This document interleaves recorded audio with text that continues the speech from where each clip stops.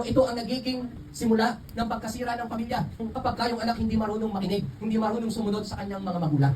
Tandaan niyo, yung magulang natin ay nilagay ng Panginoon para sila yung ating susundin. Kung tayo mga anak, laging suwail, laging nagdadabog sa ating mga magulang, kailangan mong baguhin yung ugali na meron ka. Alam niyo ba na ito ay kasama sa 10 utos ng Panginoon? Honor your father and mother. At pinaka-importante yan, kapag hindi mo ino-honor, at hindi mo sinusunod ang iyong mga magulang, meron pong consequences. At sa Bible, ang daming pwedeng mangyari sa atin. Sinusumpanin yung magulang nyo, ano mangyari sa inyo? Mamamatay kayo. Hindi ibig sabihin may pamilya na tayo, hindi ibig sabihin malalaki na tayo, ay pwede na natin sagot-sagutin yung mga magulang natin. Ang standard ng mundo iba. Pag nag-18 ka, pwede ka na magsarili. Bahala ka sa buhay mo, wala pakialam magulang. Hindi ganun. Kahit po may mga asawa na tayo, kahit may sarili na tayong pamilya, we need to respect our father and mother. Alam niyo po, ito ang masakit na katotohanan. Pag tayo lumaki na, maraming pamilya, pag nagkapamilya na, naiiwan na yung nanay tatay sa bahay.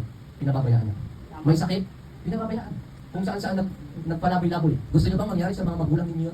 Kahit wala tayong pera, kahit wala tayong kakayanan, kailangan nating alagaan yung magulang na binigay sa atin ng Panginoon. Kahit na meron na tayong sariling pamilya. We need to honor them.